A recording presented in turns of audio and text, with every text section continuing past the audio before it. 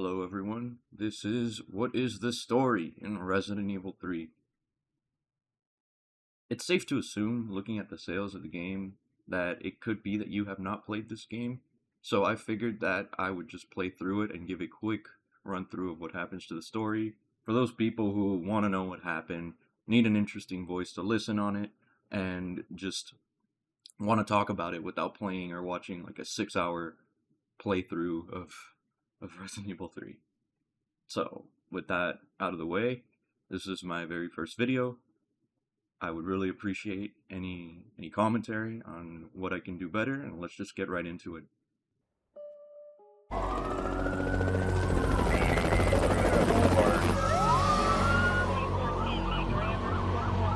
This pandemic has spread faster than any disease in modern history. Angry mobs roam the city, burning buildings. Authorities are bracing for more rioting tonight. He was knocked unconscious. He had school run.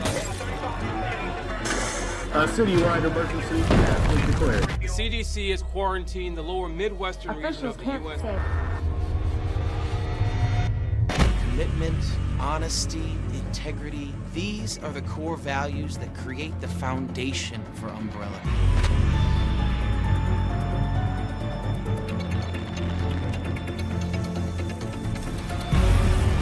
It's this foundation that will continue to build a brighter future for all of us.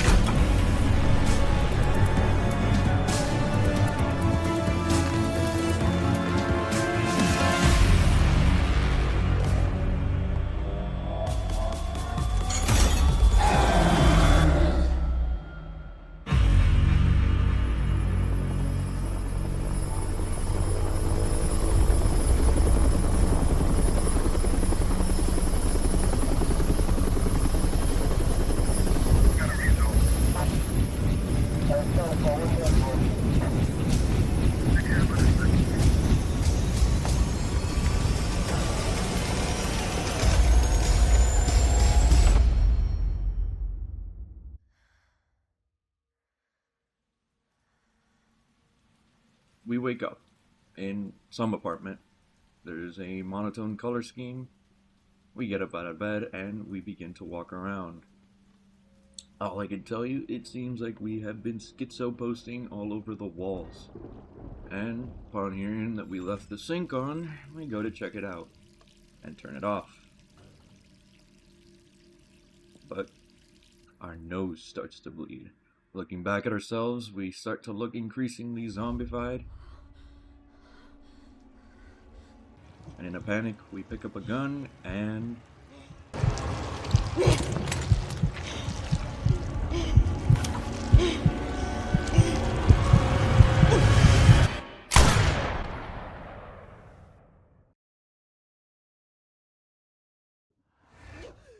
we wake up. Turns out it was a really bad nightmare, but it was sort of prophetic because it was telling us that we left our sink running. So we go to turn it off.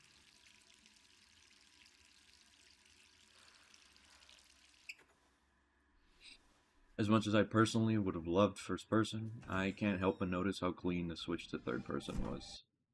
We are Jill Valentine, one of the main characters from the original Resident Evil game.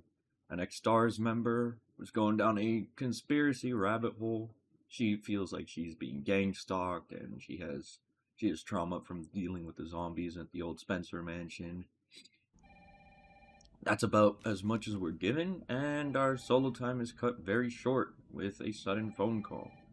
Going to pick it up, it's our ex-co-worker from STARS, Brad. All I can really tell you, he's a chill guy, pilots helicopters, and he had also bought us a pizza too. State of distress, he asks if we're okay, tells us to hurry up out of our apartment. Nonchalant Jill responds with, Hello? Jill, are you okay? Brad, is that you? Listen, you gotta get out of there. What are you talking about? I don't have time to explain. You gotta get out of there right now. All right, let me grab my... a big monster, we're going to be calling Nemesis, Kool-Aid Man's his way into the apartment and tries to attack us using WWE moves? So, like, out of script right now. We're going to find out later that Nemesis is specifically programmed to kill STARS members. Like that's what the Nemesis was made to do. But he's just really, really bad at it. Like just here in this beginning part, he just refuses to outright kill Jill. It's weird. It's like he wants a flashy kill instead of just like, you know, and we'll see later on he's capable of killing, not flashy, but I digress. After a narrow escape, we end up outside of our apartment building and we meet up with Brad. We follow him into the city that seems to be falling apart, bit by bit, by the second. This all happened so fast. Fortunately for us, the flimsy barricades up ahead were no good, and the zombies behind them are coming to get us. We run into a nearby building, and Brad purposefully gives the zombie a bit of his arm to feed off of. How nice. Forcing Jill to run away, albeit hesitant. She isn't, however, hesitant to loot a cop's corpse, take his gun and utility belt.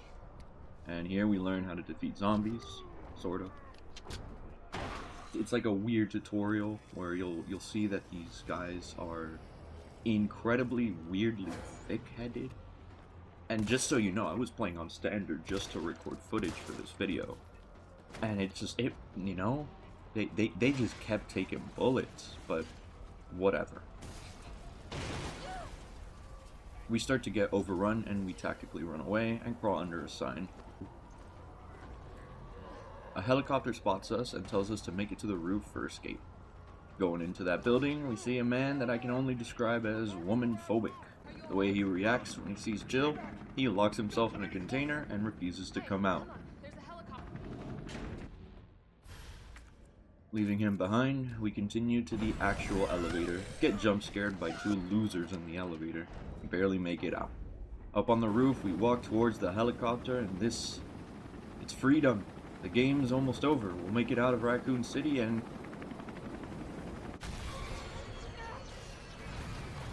it blows up.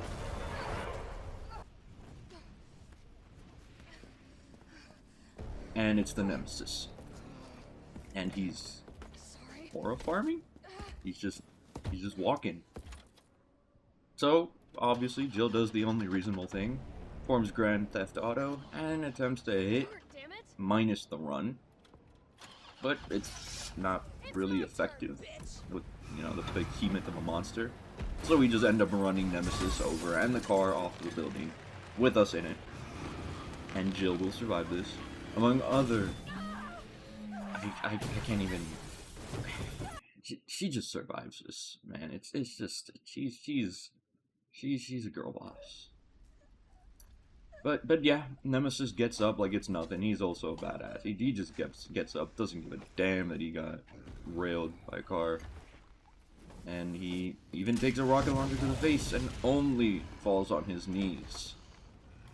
Here we meet Carlos, our second protagonist of this game, who takes us up and brings us to safety.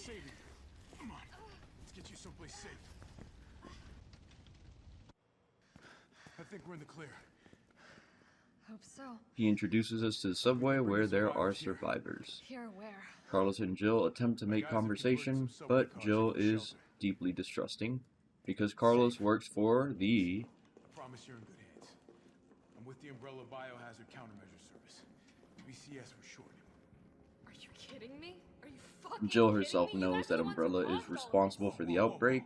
She's very disturbed by his and everyone else's existence in the UBCS. In the subway car, we're introduced to the platoon leader. He knows who we are, and he asks for our help as an ex-STARS member, with experience in a similar situation like at the Arklay Mountains in the Spencer Mansion. My team was sent here to rescue civilians. But we need help. My men cannot do this alone.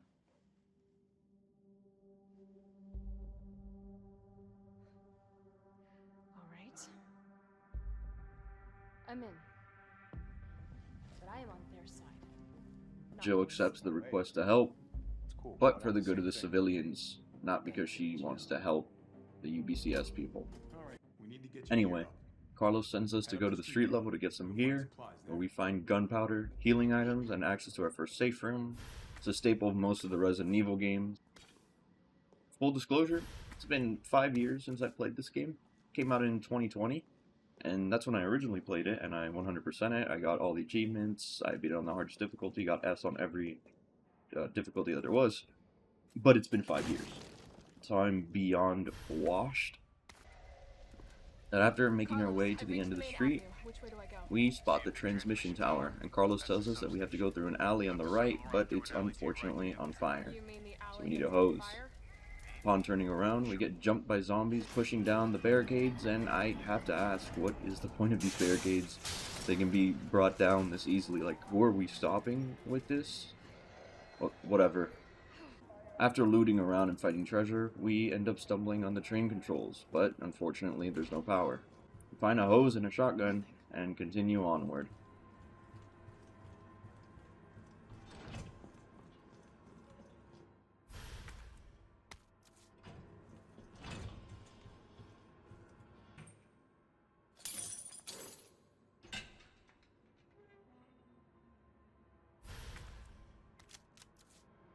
We make it back to the fire hydrant, connect the hose, spray down the water, and find ourselves in another safe room.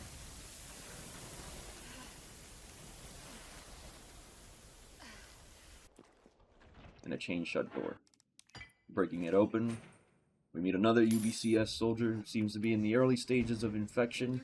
For sure was hurt, so we go to tend to him and... Come on, don't look at me like that, alright? I'm not an infected.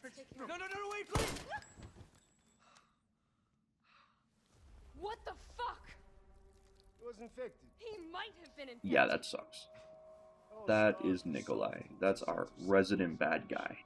Blabbers about something, preservation, it's like his whole thing throughout the game.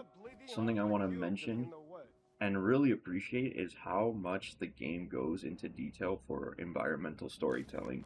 We'll find notes around, like with the UBCS soldier, that tells him about his training and how he's an ex-con and he just wants to move on and get better. Or right outside the room that we're currently in, there's a suicide note, and it just really helps put into perspective that this is a world, there are people living here, and everything's going to hell. Anyway, as we continue forward, we get jumped by a zombie dog. It's not cool. Continue forward into the electrical room itself, and we find we need to activate 4 breakers in order to get the power on. Simple enough. Upon looting another corpse we find and taking his lockpick, we attempt to open the door where the breakers are located at, and what I can only explain as a bug appearing, deep-throating Jill, and implanting her with maggots.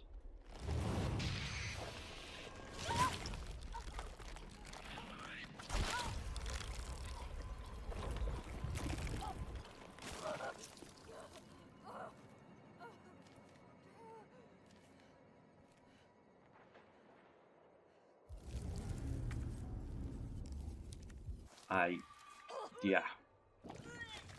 But if you eat a green herb, it spits out the maggots. Anyway, we go ahead and turn on each of the 4 breakers.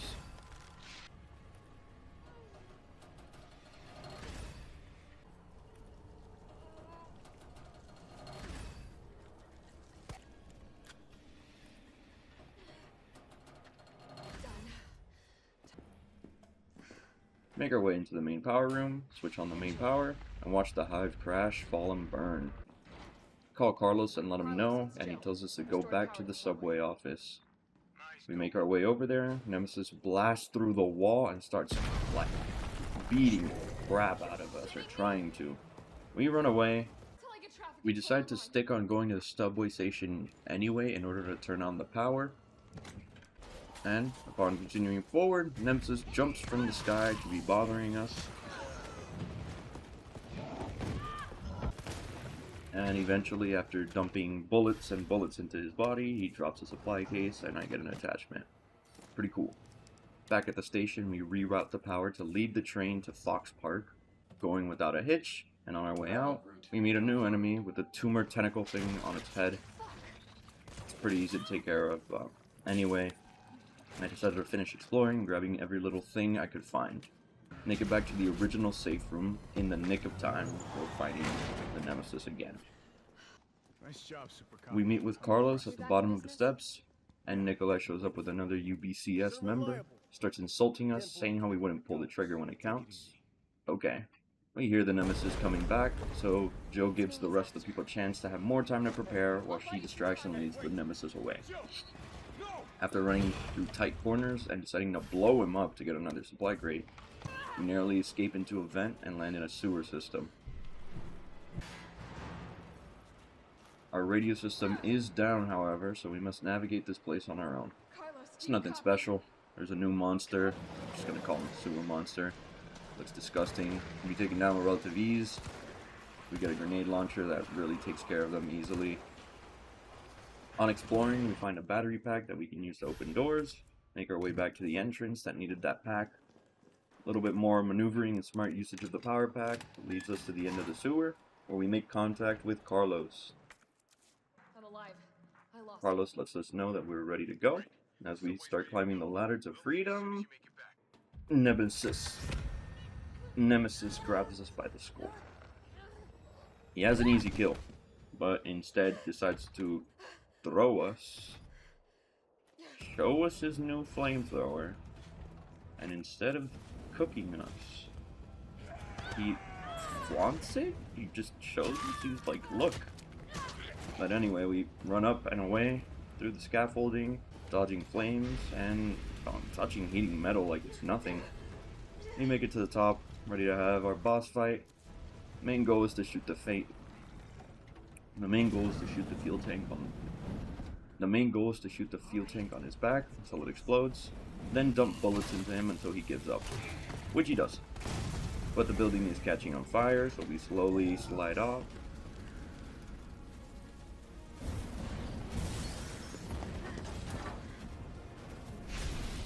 But the building is catching on fire, so we have no choice but to jump and slide off, narrowly avoiding being crushed by a lift, and end up on the street by the Raccoon Police Department. Nice nod to the second remake. We meet Kendo there, he's a gunsmith. Him and Joe are close, and they talk about running out of the city, but Kendo is hesitant to go. If you don't know, a little bit of lore, his daughter is locked up in the room in the back, and she is infected, and he can't bring himself to leave her. Anyway, we continue on to the alley, kill some zombies, run into some person's house, loot him. Anyway, we continue on into the alley, kill some zombies, run into some person's house, go outside, and the damn Nemesis again with a rocket launcher.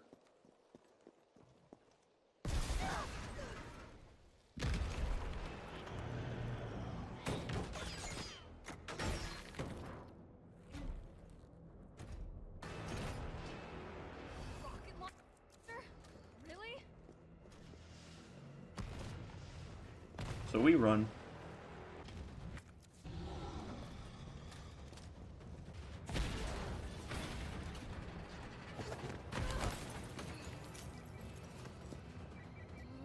Until we fall. And then run.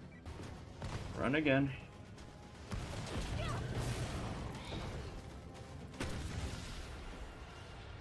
And then, no joke, take an explosion to the face. No scratches, we come out fine, and we keep running on our way back to the station. The Nemesis commits terrorism and vandalism by bringing them the big bobblehead, nearly crushing us, and we retaliate by shooting the hell out of him to get another supply crate, and book it back. Carlos leads us into a different alley using a claymore to stun the Nemesis, then exploding a fuel tank to stop him. Carlos receives new orders from the platoon leader to stay behind and go to the RPD to find a scientist for his vaccine research, while Jill hops on the train with the rest of the survivors, Nikolai, and the leader. On the train, platoon leader low-key blames Nikolai for the jump. Nikolai just laughs it off, and another explosion occurs, and it's the Nemesis again, killing all of the survivors, leaving none. Was all for nothing. As we try to run, Nikolai locks us out of the rest of the trains, and the monster that he's programmed to kill STARS members instead impales the platoon leader, who happens to have a C4, and blows himself up, including the Nemesis, in his best attempt to try to save who he can. causes the train to derail and go crazy, and we black out.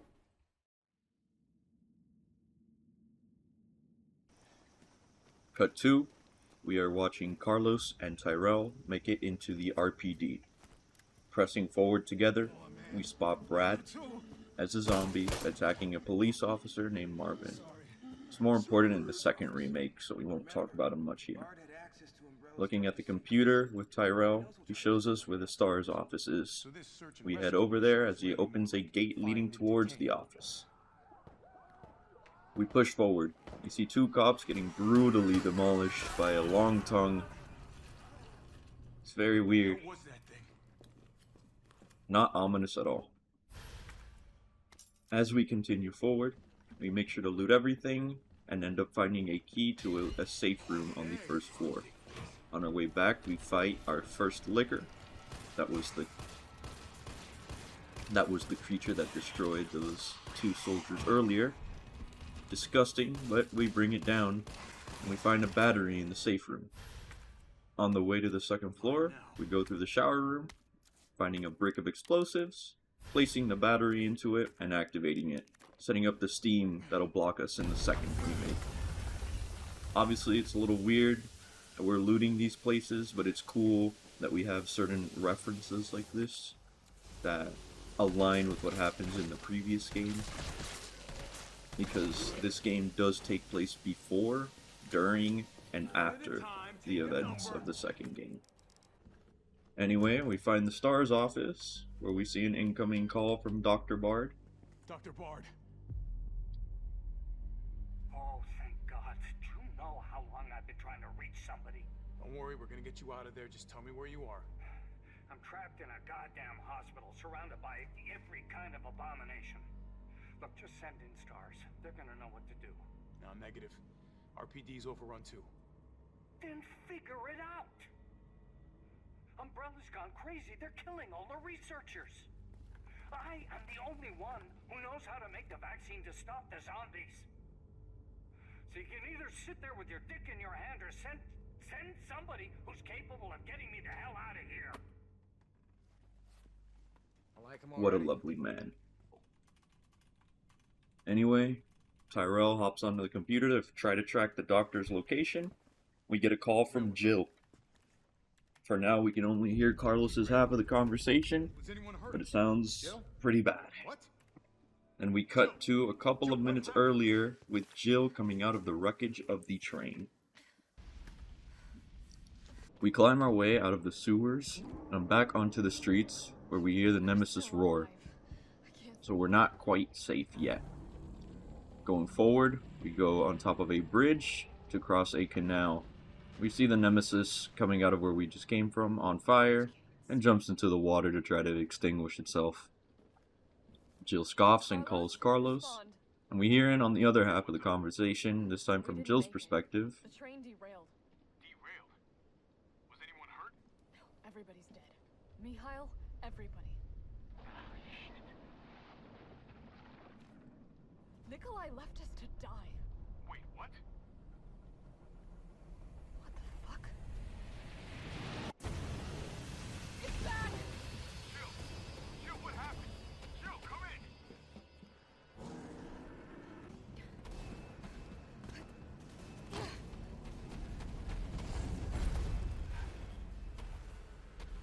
We lead him to the main plaza, and thus begins the next boss fight against the Nemesis, but it's upgraded now. The best way I can define this boss fight is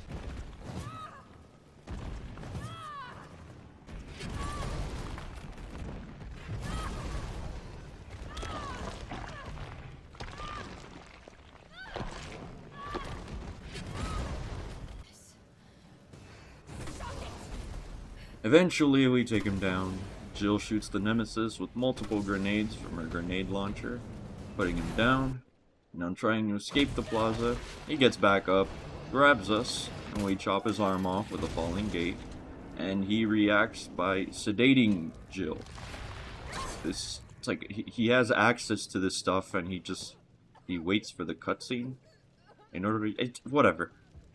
Nikolai, turns out he was watching us. It was very interesting.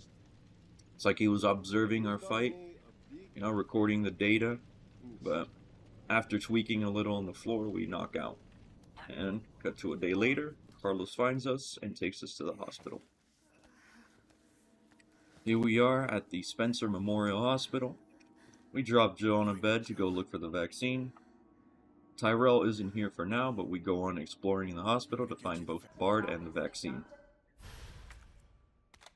This area is pretty uninteresting in terms of story, but we end up finding a locked room that needs us to have a voice recording of Dr. Bard, and we find a tape recorder. So now we know we need to find some tape of his voice that'll help us get into this room. After tactically jumping out of a window, finding an attachment, and a key to the locker room. That locker room, we end up finding an ID card for an employee. We move out the room, and we're thrusted into the perspective of some monster running to our location. Nearly slices us as it opens a door, and we're forced to fight the Hunters. Honestly, it's a cool monster, and it looks very nice in this new 3D model that they've gotten it. The last time I remember seeing them was in Revelations. But what really ruins the fact that, they're a cool monster is they have a one-shot mechanic, and I can't tell if it's that I suck, but it's just so dumb. Like, this is a normal monster.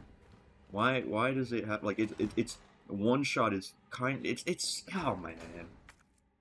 We proceed with exploring the hospital. Moving on to the next wing, we peep some hunters, drop some zombies and hunters, grab the tape, and head back to the original room where it was needed.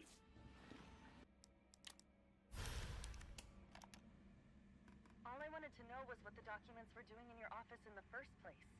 Who do you think you're talking to? I'm goddamn Nathaniel Bard. I'm the best biologist you'll ever meet, you bedpan. Upon entering the room, we find Dr. Bard's dead body. Someone got to him before we could. We make our way to the computer where we find a video left by Bard. It talks about how Umbrella wanted to make this disease and hired a team of researchers to make a vaccine, and now are attempting to murder the researchers. She trusted me anyway. Carlo realizes that Jill was right. In a fit of rage, busts the computer, which leads to the cold storage being opened. We grab the vaccine, take it back to Jill, inject her with the vaccine, and we fade to black. Sometime later, Tyrell comes into the room, turns on the TV to notify us about the broadcast that's saying they're gonna drop a nuke on Raccoon City. Before we can continue talking about it further, a zombie attack can be heard forming outside, so Carlos sets up protection for a hurt Tyrell and Jill as we hold off the zombies and wait for the security system to finish setting itself up. When the shutters finish closing, it just so happens that the main door is fully open for all the zombies to come in, so we set up a C4 that blows up the supports and blocks in the main entrance, sealing off the zombies. When it all clears, shows us that the vaccine is really working, and Carlos decides to run off to see if he can find more vaccines that Bard had talked about storing underground. We wake up as Jill, again, feeling way better, and our man Carlos walks in to check on us. Everything's fine, the city is safe, we get to be happy with our big ol' hunky man. Whoa. He's turning freaky. He's a zombie. But we're too conflicted to shoot him, echoing what Nikolai had told us earlier about not being able to take the shot when it counts. And we get jumped. But it was only just a dream. Jill hears about the nuke being dropped real soon, decides to head out. Tyrell tells Jill about how Carlos saved her and ran off to see if he could prevent the strike by finding a vaccine. Jill decides to head after. We explore the hospital one last time, finding us a Magnum, and we continue into the underground area of the hospital for the final zone of the game.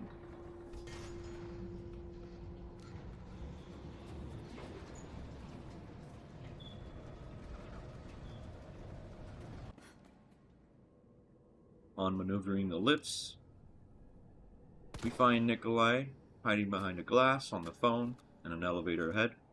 Attempting to get on the elevator, the fuses blow, and we have to find replacements all around the area. Notable mention is that we have a new zombie to deal with.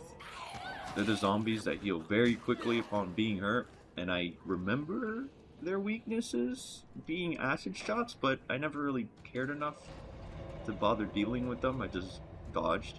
And anyway, we find the fuses and take the elevator up to find out the truth about the Nemesis, stored on the data in the computer. It was written by, presumably, Nikolai, and behind us, Tyrell sneaks up on us and lets us know that the government will halt the nuke if we can get the vaccine to them. But we don't have much time, so we press forward. A very funny scene happens where they both clear the hallway, and both of them check the right side for like a very long time and don't notice that the Nemesis is there. And then the Nemesis refuses to kill Jill and instead impales Tyrell. So we run away, barely escaping, and we find ourselves in a lab where the goal is to make the vaccine ourselves.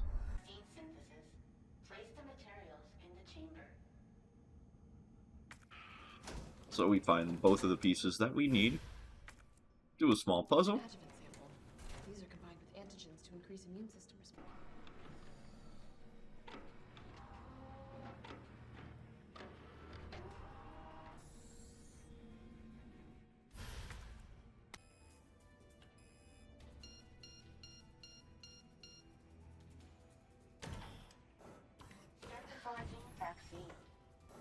and synthesize the vaccine.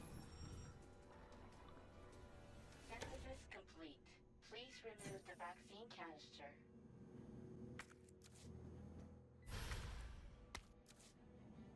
Upon getting it, we get grabbed by the Nemesis and he throws us off a ledge.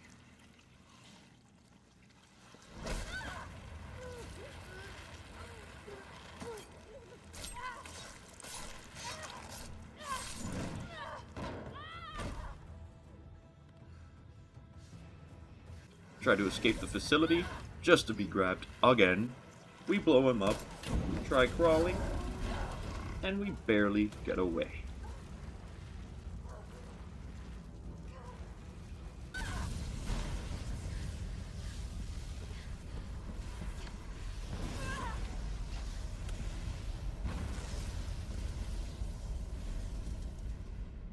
Continuing forward, the Nemesis jumps us again, and we barely hold on to a ledge, dropping the vaccine on the same ledge. Nikolai appears and takes it, revealing how he's been recording data from Jill fighting the Nemesis. He kicks us off the ledge, and we begin the next boss fight with the Nemesis.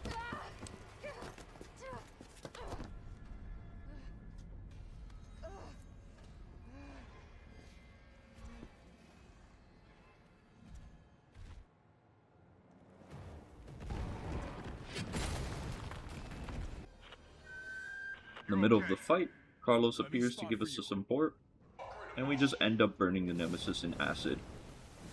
Carlos tells us to meet him up ahead, and instead we find Nikolai face to face, holding a gun to him, and instead of shooting at him, we get thrusted into the final boss fight. Nikolai runs, Carlos shows up, and Jill tells him to run after Nikolai, and we'll deal with the big monster. Can't put a price on life. Good luck! Nikolai! Jill! Go after Nikolai! He's got the vaccine! What about you? We're running out of time. I've got this. I know you do. Look, just so you know, this is the last fucking time. This time it's different. We have access to a railgun, but after we use it the first time, we have to put in the power sources that got released on using it. So we do that. We power it up again.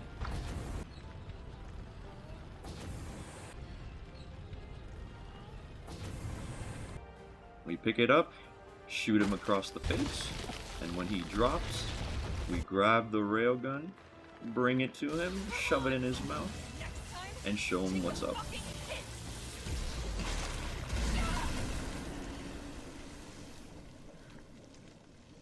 Finally, the Nemesis is dead. Hopefully. Continuing onward, we take an elevator up to the surface where we see an unconscious Carlos. We get kicked by Nikolai, who then shoots the vaccine for no reason other than being a jackass. And because monologuing is more important than shooting, Carlos is able to get up to grab him, overpower him, and put him in a chokehold while commanding Jill to take the shot. Mirroring what Nikolai has been saying the whole time. She doesn't have the guts to take the shot when it counts. But I'm a skilled marksman, and I dome Nikolai. Everything is now going to hell, so we leave him to rot on the roof while we take the helicopter and ride away, watching the nuke fly, blow up the city. Jill monologues to herself on how greed caused all of this, and how she would dedicate herself to ending Umbrella. As the heat from the blast washed over us. All this death wasn't caused by a monster-making virus. It was greed. Human greed. I decided then and there, the ashes of Raccoon City would be Umbrella's ashes too. I would end them, once and for all. This end scene shows presumably Jill. I've read theories saying how it's Veronica, another protagonist from a different game, grabbing the broken vaccine sample and walking away with it. Likely continuing what she had just finished saying about dedicating herself to ending Umbrella, and how she doesn't mind a little detective work. So yeah, that's Resident Evil 3. Honestly, as a game, it was fun. I'm not a fan of the dodging mechanic. It was a little rough. There are options for later on unlocking a STARS manual you can have in your inventory that will make dodging easier, but I didn't use it in recording this footage. The one-shot mechanics were very brutal. I had 9 deaths in total, and I want to say like 3 of them were from just eating crap. So like I'm doing a boss fight and just trying to loot everything before killing the boss. But the rest of them were just being one shot. And this one time I got swallowed by the sewer monster on accident. As a remake, it does a terrible job because it just removed so much content. And when this game originally came out, it was $60. Now, I would say it'd be worth it to buy it because you would get Resident Evil 2 and Resident Evil 3. So it's more it's better if you want to buy it now just to experience it, but the day when it came out, it was not worth $60. But if this is your first time ever experiencing the story of Resident Evil 3, you're gonna have a good time. It's your standard Resident Evil story. It's a good time, but thanks for watching. I know this is abrupt, but I'm really trying to figure this out and see if it works, and any suggestions would be appreciated. God bless and have a great day.